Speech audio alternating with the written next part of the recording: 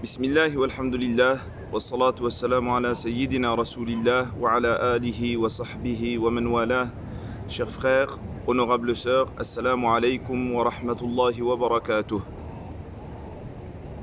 Depuis cet endroit magnifique, depuis cet endroit exceptionnel, je souhaite rappeler à moi-même ainsi qu'à tous mes frères et sœurs la place d'une femme considérable, la place de la première femme de notre vie, celle qui, durant des mois, nous a portés, durant des années, nous a bercés, celle qui a été notre première professeure, celle qui nous a éduqués, celle qui nous a transmis des valeurs exceptionnelles. Il s'agit, vous l'avez bien compris, de notre mère.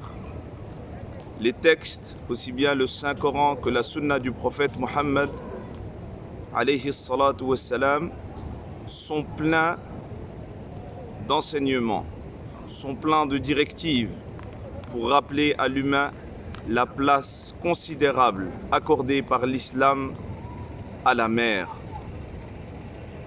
Certes, nos textes contiennent cela, mais nous devons nous rappeler quelle est la place que nous lui avons accordée dans la pratique. Comment avons-nous répondu à ce bien? Comme Allah Azza wa Jal nous dit dans le Saint-Coran, Hal jaza'ul ihsani illa al-ihsan. Y a-t-il d'autres récompenses pour le bien que le bien? Quelle est la manière dont nous nous comportons envers nos mères? Combien de temps passons-nous avec elles?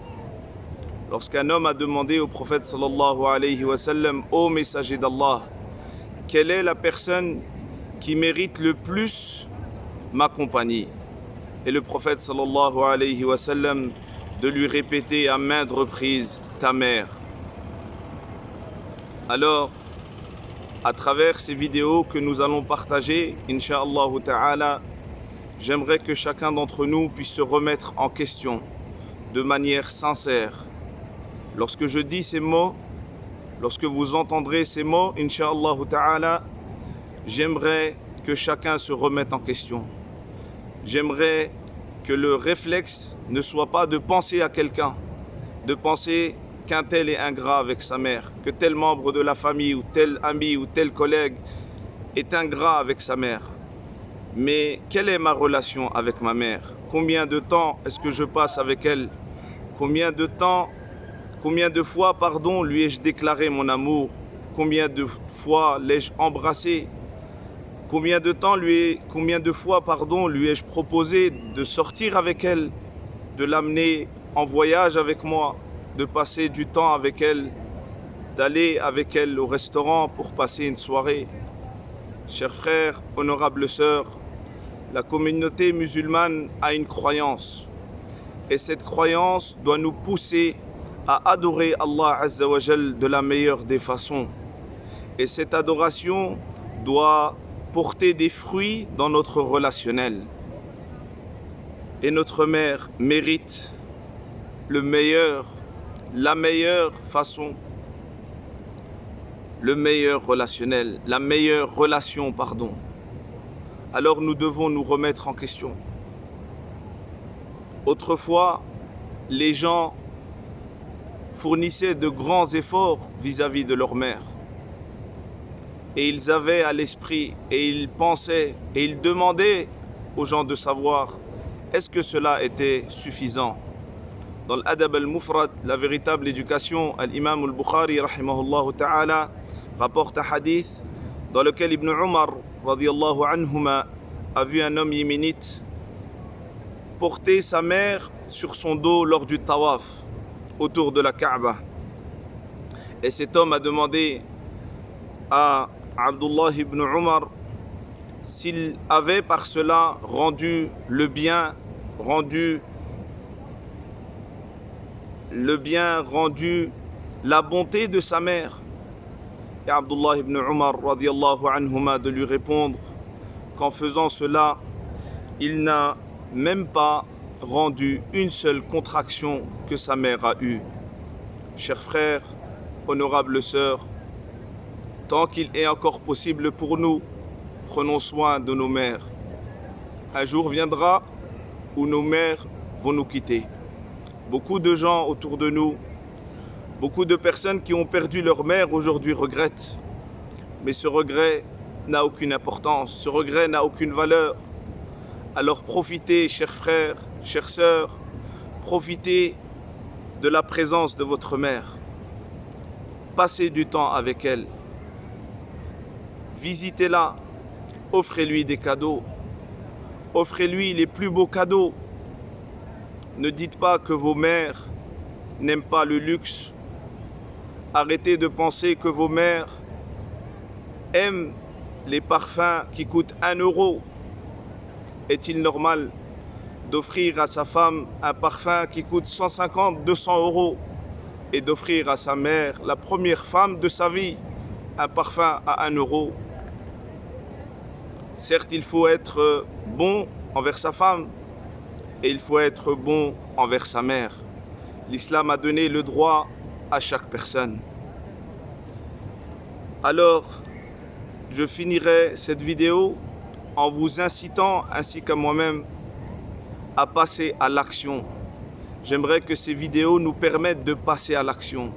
Le but de ces vidéos est de créer un maximum de bonnes actions.